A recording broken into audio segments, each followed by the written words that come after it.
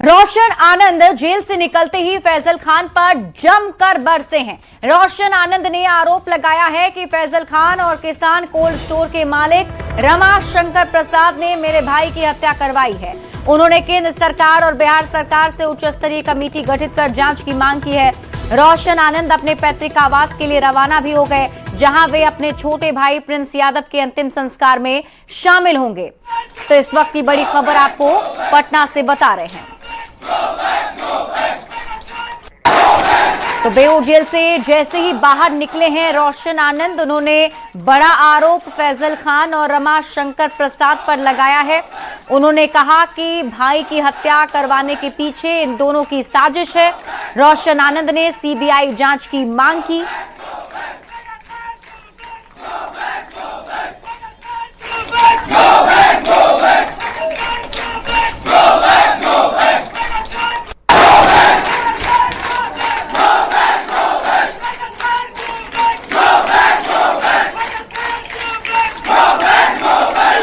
फैजल खान हत्यारा है। हमारे भाई का हत्या जेल में बंद करवाया। उसी षड्यंत्र के तहत फैजल खान ने हमारे भाई की हत्या करवाई है। रूम ओनर किसान कोल्ड स्टोर के मालिक रमाशंकर प्रसाद के साथ मिल करके षड्यंत्र के जरिए हमारे भाई की हत्या करवाई गई। तो आपके साथ इससे पहले भी उनसे कोई दुश्मनी हुई थी क्या? कोई बात नहीं थी कभी? हमेशा बिजनेस राइवलरी में होता रहा है और उसने पूरी षड्यंत्र के तहत क्रिमिनल माइंड का उपयोग करते हुए इनको जेल भेजवाता है और षड्यंत्र करके इनकी भाई की हत्या की गई है, जो खान सर ने करवाया है, फैजल खान ने करवाया है। और उसको हम लोग जेल के सलाखों के बीचेंगे। मर्डर का केस दर्ज होगा और वो जेल में जाएगा। सरकार से मांग करते हैं, केंद्र सरकार और बिहार सरकार यानी डबल इंजन सरकार से मांग करते हैं उच्च स्तरीय कमेटी गठित की जाए और सीबीआई से इन्वेस्टिगेशन किया जाए सीबीआई से इन्वेस्टिगेशन और फेयर एंड पार्शियल इन्वेस्टिगेशन हो। भाई का फिर से पोस्टमार्टम। एक साजिश पूरे परिवार को खत्म करता है और रोशन आनंद के छोटे भाई प्रिंस यादव की मौत हुई, उसका सिर्फ और सिर्फ जिम्मेवार कोई है और साजिश जिसने किया वो खान है। खान के सिवा कुछ भी नहीं है। खान ने पहले झूठा केस करके रोशन आनंद सर को जेल में रखा और अपने तितरमबाजी करते रहा। मैंने पहले भी बोला था कि रंगा सियार नटवर लाल को बिहार से बाहर भगाओ।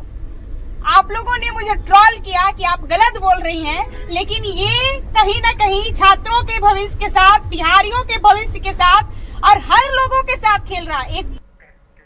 और इस बीच रुक कर लेते हैं बड़ी खबर की ओर। पटना से बड़ी खबर मिल रही है। किसान कोल्ड स्टोरेज के मालिक रमाशंकर प्रसाद से पूछताछ की गई है।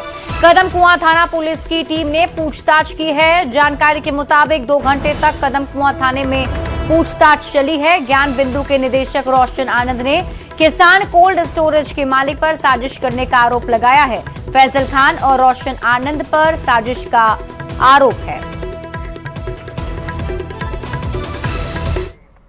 और इस वक्त की एक और बड़ी खबर आपको गया जी से बताते हैं। गया जी में सीएम सम्राट ने बड़ा बयान दिया है, जिसमें उन्होंने कहा कि सभी कोचिंग सेंटर बिहार में बंद हो जाएंगे।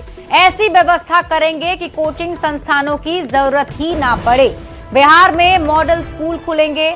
मॉडल स्कूल में परीक्षाओं की तैयारी कराई जाएगी। सरकारी स्कूलों में शिक्षा व्यवस्था बेहतर होगी। सभी प्रखंडों में डिग्री कॉलेज खोलने की दिशा में काम किया जाएगा। हमने कहा है स्कूल को अच्छा करना है और अच्छा स्कूल कैसा करना है। सभी प्रखंड, जिस प्रखंड में डिग्री कॉलेज नहीं है वैसे जगह पर 211 जगह पर डिग्री कॉलेज खोल रहे हैं। सभी प्रखंडों में हम मॉडल स्कूल बना रहे हैं, सरस्वती विद्या निकेतन बना रहे हैं। और इस मॉडल स्कूल में तब तक सम्राट चौधरी का सपना पूरा नहीं होगा जब तक उस स्कूल में नेता और अफसर का बेटा उस स्कूल में नहीं पढ़ेगा, तब तक सपना पूरा नहीं होगा साथियों। क्योंकि उस क्वालिटी तक ले जाना है। हमारे जो पदाधिकारी हैं, कर्मचारी हैं, हमारे जो नेता के बच्चे हैं, उस लेवल तक उस स्कूल को ले जाना है। वहां हमारे बच्चे कैसे नीट की परीक्षा का तैयारी कर सके, वहां कैसे 8 बजे रात तक पूरी तरह पढ़ाई और कोचिंग की व्यवस्था की जाए, जिससे कि हम पूर्ण रूप से आगे के दिनों में सारे कोचिंग सेंटर बंद हो जाए और सिर्फ बिहार सरकार का ही स्कूल चलता रहे, ऐसी व्यवस्था खड़ा करना है सर। दीपक प्रकाश के मामले पर सुप्रीम कोर्ट में हुई सुनवाई। सुप्रीम कोर्ट ने जवाब तलब करते हुए नोटिस जारी किया है।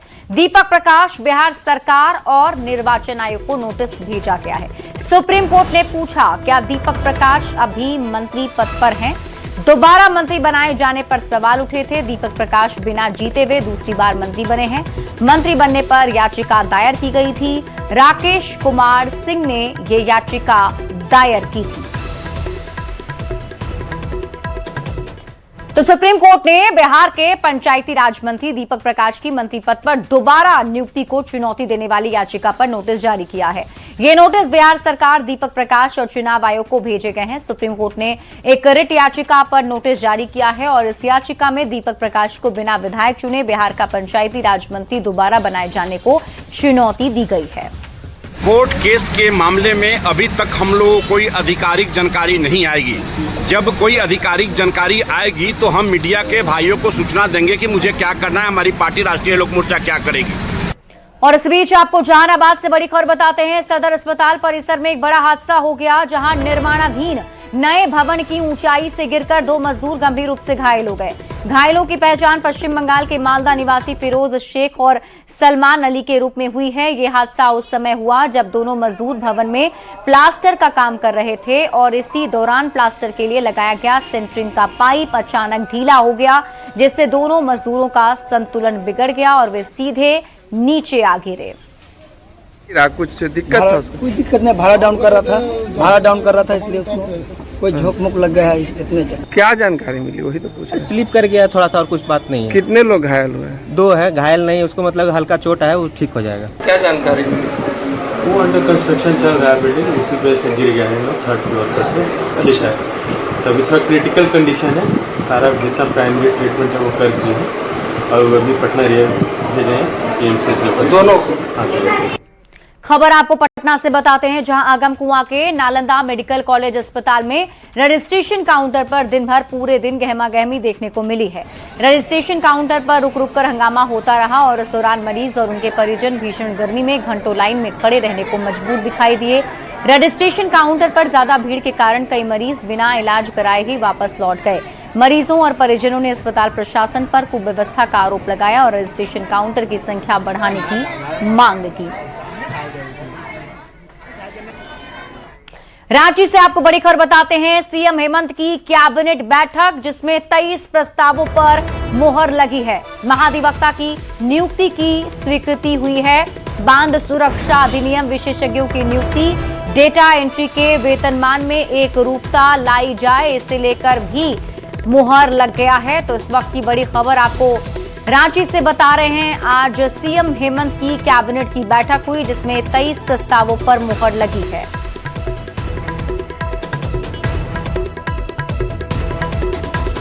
और अब बात लॉ एंड ऑर्डर की कर लेते हैं।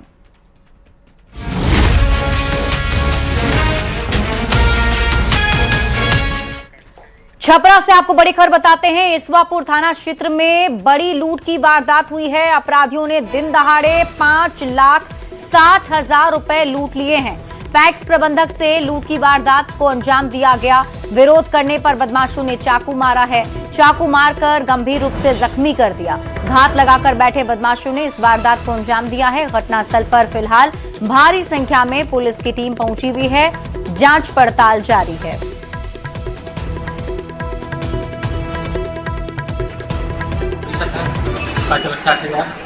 उसके बाद 3 लोग था, मेरे पर हमला बोल दिया, चाकू को मार कर गिरा दिया। मेरा बाइक कितना पैसा था? 5,60,000। नालंदा के राजगीर थाना क्षेत्र के झुनकिया बाबा मंदिर के पास चल रहे मलमास मेले के दौरान भीड़ ने कानून अपने हाथ में ले लिया है। चोरी के शक में भीड़ ने पिंटू और श्रवण पासवान नाम के 2 युवक की बेरहमी से पिटाई भी कर दी। घटना की जानकारी मिलते ही पुलिस प्रशासन तुरंत हरकत में आया और मौके पर पहुंचकर उग्र भीड़ के चंगुल से दोनों युवक को छुड़ाया गया, लेकिन इलाज के लिए पटना ले जाने के दौरान रास्ते में ही दोनों ने दम तोड़ दिया। इस दोहरे हत्याकांड के बाद से पुलिस प्रशासन पूरी तरह सख्त रुख अपना रहा है। एसपी भारत सोनी ने मामले की गंभीरता को देखते हुए तुरंत केस दर्ज करने के आदेश दिए हैं और आरोपियों की धरपकड़ के लिए एक एसआईटी का गठन भी किया गया है। इस पूरी घटना में एक एफआईआर हम लोगों ने भी दर्ज की है और एक एसआईटी टीम का भी हमने गठन किया है, पूरे मामले की जांच करेगी। और उसके अलावा जितने भी अन्य बिंदु उसमें इन्वेस्टिगेशन हम लोग करेंगे, सीसीटीवी कैमरा वगैरह फुटेजेस वगैरह सभी लोग हम लोग उसका जांच पड़ताल करेंगे ताकि उसमें जो है अग्रतर हम लोग स्ट्रिक्ट एक्शन ले पाए। और इस बीच आपको बड़ी खबर बताते हैं, आईएसआई आतंकी नेटवर्क पर सेंट्रल एजेंसी ने बड़ी कार्रवाई की है। देश के 4 राज्यों में सीबीआई की लगातार छापेमारी। आईएसआई से जुड़ा एक संदिग्ध आतंकी बिहार से हिरासत में लिया गया है। मधुबनी के पंडौल से एक संदिग्ध आतंकी पकड़ाया है। आतंकी का नाम इजहारुल हक है। एमपी पुलिस और बिहार एटीएस ने कार्रवाई की है। पाकिस्तान इंटेलिजेंस के लगातार संपर्क में इजहारुल हक था, जिसकी जानकारी मिली है। इजहारुल हक के खिलाफ भोपाल में भी एफआईआर दर्ज है।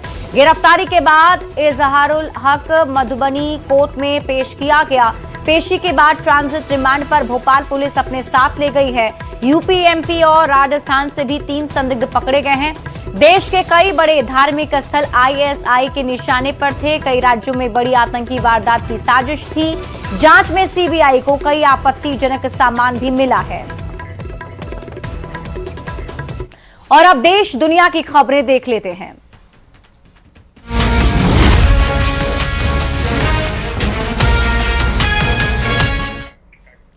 रिलायंस इंडस्ट्रीज के चेयरमैन मुकेश अंबानी आज केदारनाथ धाम पहुंचे, जहां बाबा केदार का दर्शन पूजन किया और देश की खुशहाली समृद्धि की प्रार्थना की। इस दौरान मुकेश अंबानी ने केदारनाथ धाम को 5 करोड़ रुपए का दान भी दिया। वहीं मुकेश अंबानी ने बद्रीनाथ धाम में भी दर्शन पूजन किए और बद्रीनाथ धाम को भी 5 करोड़ रुपए दान दिए हैं। तस्वीरें टीवी स्क्रीन पर आपको दिखा रहे हैं। जब मुकेश अंबानी बाबा केदार के दर्शन करने के लिए पहुंचे थे, उस तस्वीर को आप देख सकते हैं। यही नहीं, बद्रीनाथ धाम भी मुकेश अंबानी पहुंचे, जहां उन्होंने दर्शन पूजन किए और 5-5 करोड़ दान में दिया है। अयोध्या के राम मंदिर में कथित दान घोटाले प्रकरण में जांच तेज हो गई है। सूत्रों के हवाले से खबर है कि सीएम योगी ने मामले की जांच के लिए एक एसआईटी टीम का गठन किया है। सूत्रों के मुताबिक एसआईटी टीम में 3 सदस्य हैं, तो मामले की जांच के लिए आज अयोध्या पहुंच चुके हैं और अब बताया जा रहा है कि जांच टीम अयोध्या मंदिर में जाकर जांच पड़ताल करेगी, जिसके बाद खुलासा हो सकता है। जो टीम एसआईटी की है वो शीर्ष स्तर पर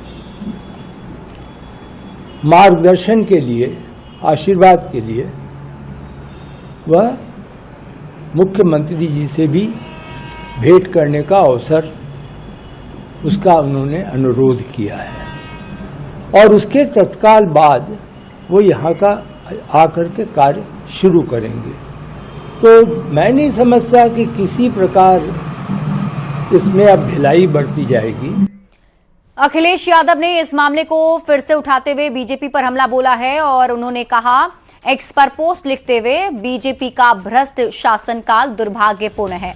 प्रदेश में बननी चाहिए आईआईटी पर बन रही है एसआईटी। दिल्ली एनसीआर के विकास की नई उड़ान आज हकीकत बन गई। सालों के इंतजार के बाद नोएडा इंटरनेशनल एयरपोर्ट से कमर्शियल फ्लाइट सेवाओं की शुरुआत हो गई है। इस ऐतिहासिक मौके को और भी खास बना दिया उन 170 किसानों ने जिन्होंने कभी इस एयरपोर्ट के निर्माण के लिए अपनी जमीन दी थी और आज उसी जमीन से उड़ान भरने वाले पहले यात्रियों में शामिल हुए।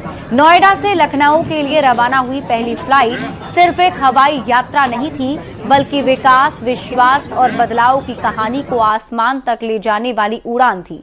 जिन किसानों ने अपने खेतों की जमीन देकर इस मेगा प्रोजेक्ट का रास्ता तैयार किया, आज वही किसान विमान की खिड़की से अपने सपनों को उड़ान भरते हुए देख रहे थे।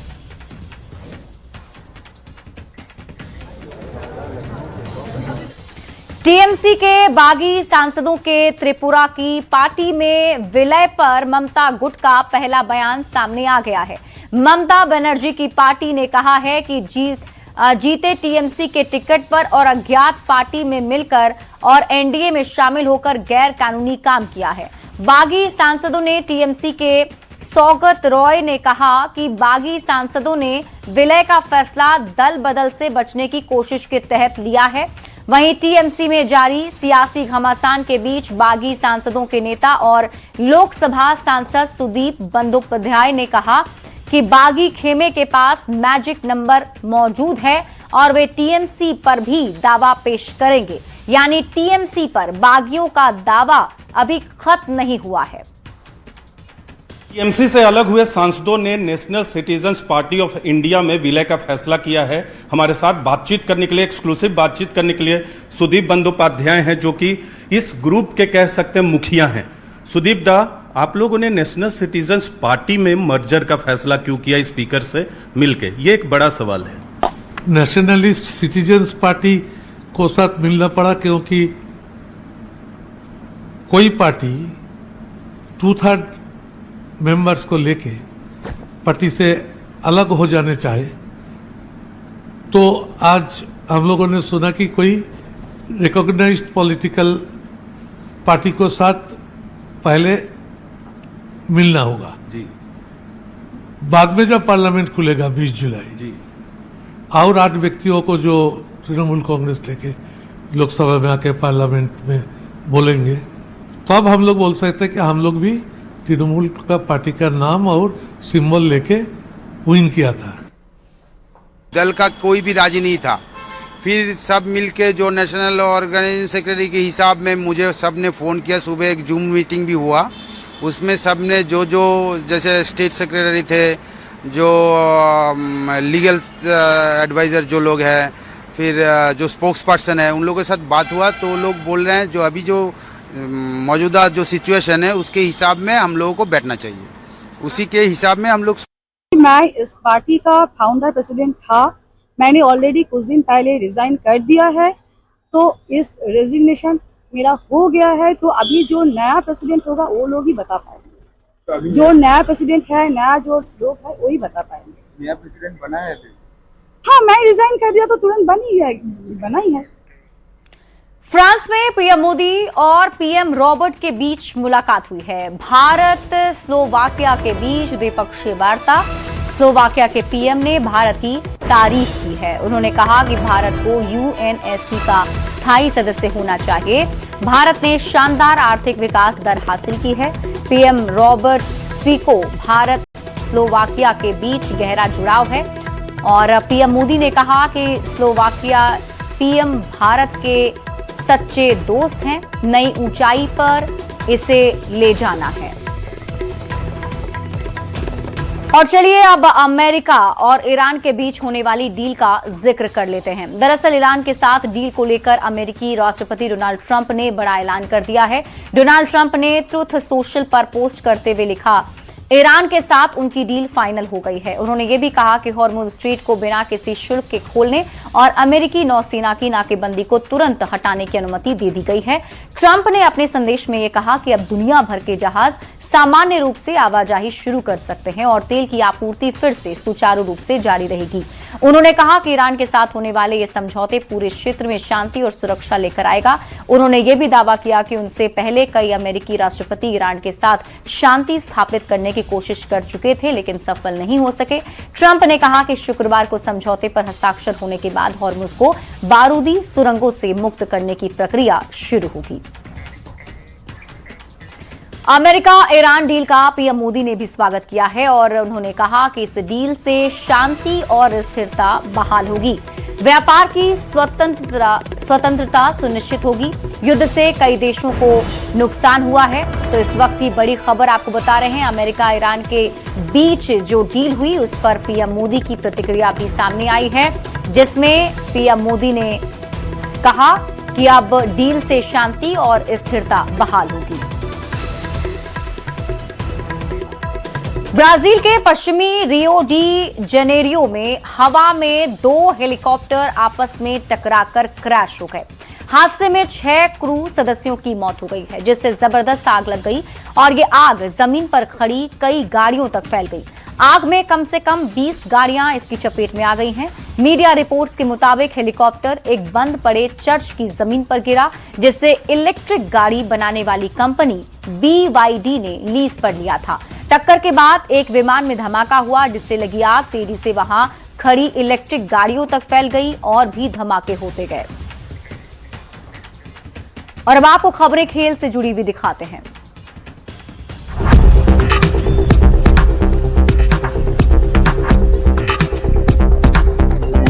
भारत ने विमेंस T20 वर्ल्ड कप में पाकिस्तान को 64 रन से हरा दिया है और एजबेस्टन में भारतीय टीम ने टॉस जीतकर बैटिंग चुनी है। 20 ओवर में 6 विकेट पर 170 रन बनाए हैं। भारत की ओर से स्मृति मंधाना ने अर्धशतक लगाए। उन्होंने 44 गेंदों में 68 रन बनाए हैं। कप्तान हरमनप्रीत कौर ने 36 रन की पारी खेली है। ऋचा घोष ने 17 बॉल पर 34 रन बनाए। पाकिस्तान की ओर से सादिया इकबाल और फातिमा सना ने 2-2 विकेट झटके हैं। तस्मिया रुबाब और रामीम शमीम को एक सफलता मिली है। 171 रन का पीछा करने उतरी पाकिस्तान 17 ओवर में 106 रन पर ऑल आउट हो गई। मुनीबा अली ने सबसे ज्यादा 41 रन बनाए।